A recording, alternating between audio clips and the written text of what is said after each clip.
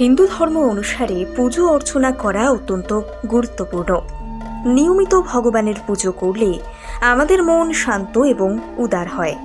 এর ফলে মন থেকে নেগেটিভ চিন্তা ভাবনা দূরে সরে যায় এবং আমাদের চারপাশে একটা পজিটিভ পরিবেশ তৈরি হয়। মন্দিরে গিয়ে পুজো আমরা করে থাকি, তবে তার পাশাপাশি বেশিরভাগ বাড়িতেই ঠাকুর ঘর বা ঠাকুরের আসন থাকে। রোজ মন্দিরে গিয়ে ভগবানকে ডাকতে না পারলেও ঘরেই কিছুটা সময় ঈশ্বরের আরাধনা করে থাকেন অনেকে। বেশিরভাগ হিন্দু গৃহস্থ বাড়িতে সকাল সন্ধে দুবেলা ঠাকুর পুজো করা হয়। অনেকে আবার সকালে সময় না পেলে সন্ধেবেলা বাড়ি ফিরে পুজো করে থাকেন। তবে শাস্ত্র অনুসারে সকাল এবং সন্ধ্যের মধ্যে পুজোর প্রক্রিয়ায় পার্থক্য রয়েছে অনেকটাই।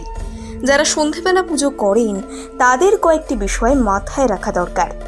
জেনে নিন সন্ধেবেলা পুজো করলে কোন কোন বিষয়গুলি আপনাকে খেয়াল রাখতে হবে। সকালে যেমন টাটকা ফুল দিয়ে পুজো করতে হয়, সন্ধেবেলা কিন্তু তা নয়। সন্ধেবেলা কখনোই গাছ থেকে ফুল তোলা উচিত নয়। শাস্ত্রে বলছে যে সন্ধেবেলা গাছ থেকে ফুল তোলা অশুভ।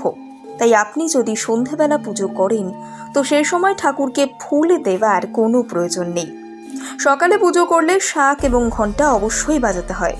শঙ্খ ও ঘণ্টার শব্দে সারা বাড়িতে পজিটিভ এনার্জি ছড়িয়ে পড়ে, কিন্তু সন্ধেবেলা পুজো করলে ঘণ্টা না বাজানোই শ্রেয়।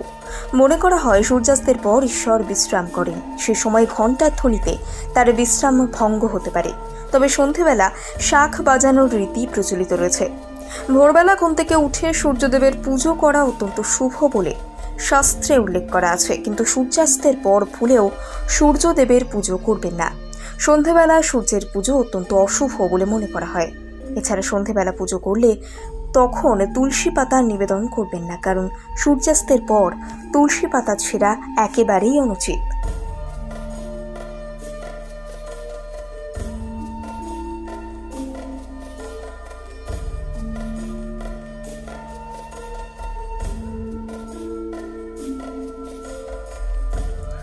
হিন্দু ধর্ম অনুসারে পুজো অর্চনা করা অত্যন্ত গুরুত্বপূর্ণ।